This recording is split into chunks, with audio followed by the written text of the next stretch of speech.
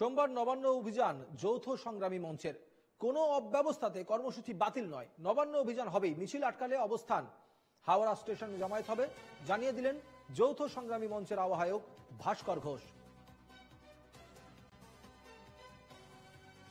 আগামীকাল অর্থাৎ 28 তারিখ সোমবার, 28 জুলাই সোমবার, সংগ্রামী যৌথ মঞ্চ, পশ্চিমবঙ্গ বঞ্চিত চাকরি প্রার্থী, চাকরিজীবী, চাকরিহারা ঐক্য মঞ্চ, যৌথ মঞ্চ এবং তার সাথে সরকারি কর্মচারী পরিষদ সম্মিলিতভাবে নবান্ন চলো কর্মসূচি ডাক দিয়েছে। আমরা যথাসময়ে প্রশাসনের কাছে অনুমতি চেয়েছিলাম। প্রশাসন অনুমতি বাতিল না করে বলেছে যে রুটে আপনারা মিছিল করতে চাইছেন সেই রুটে না করে অন্য জায়গাতে করতে হবে।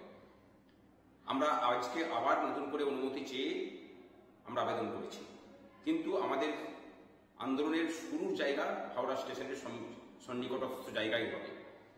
এর মাঝখানে রাজ্য প্রশাসন থেকে ব্যবসায়ী সমিতির নাম করে একজনকে দিয়ে কেস করিয়ে সেখানে আমাদেরকে পার্টি করার সত্ত্বেও আমাদেরকে কপি ছাড় না করিয়ে রায় দান করানো হয়েছে। কি আছে সেই রায়ে? সেই রায়ে আছে যে নিত্যধন মুখার্জি হয়ে কোনো মিছিল করলে পরে সেই মিছিলের বিরুদ্ধে ব্যবস্থা নিতে পারবে। সংগ্রামী যৌথ মঞ্চ বা আমরা কেউ নিত্যধন মুখার্জি হয়ে কোনো রকম মিছিলের কোনো কথা চিন্তা করিনি, কোনোদিন আবেদনও করা হয়নি। আমাদের মিছিলের যে আবেদন করা হয়েছিল সেটা হাওড়া স্টেশন থেকে ফোরশোল রোড হয়ে কাজীপাড়া হয়ে নবান্ন বাস স্ট্যান্ড এবং সেখানে গিয়ে জমায়েত।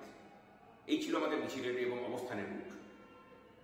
সুতরাং হাইকোর্টের রায় নিয়ে কোনো রকম বিভ্রান্তি নেই। প্রশাসন বিভ্রান্তি ছড়ানোর জন্য এই রায়কে অন্যভাবে ব্যাখ্যা করছে এবং আমাদের বিভিন্ন স্তরের কর্মচারীদের নেতৃত্ব, ছাত্র নেতৃত্ব, চাকরিহারা শিক্ষকদের নেতৃত্বে বাড়িতে বাড়িতে গিয়ে এই হাইকোর্টের কপিকে সার্ভ করে আসছে, যেটা আমরা মনে করছি যে একটা রাষ্ট্রীয় সন্ত্রাসের সমান।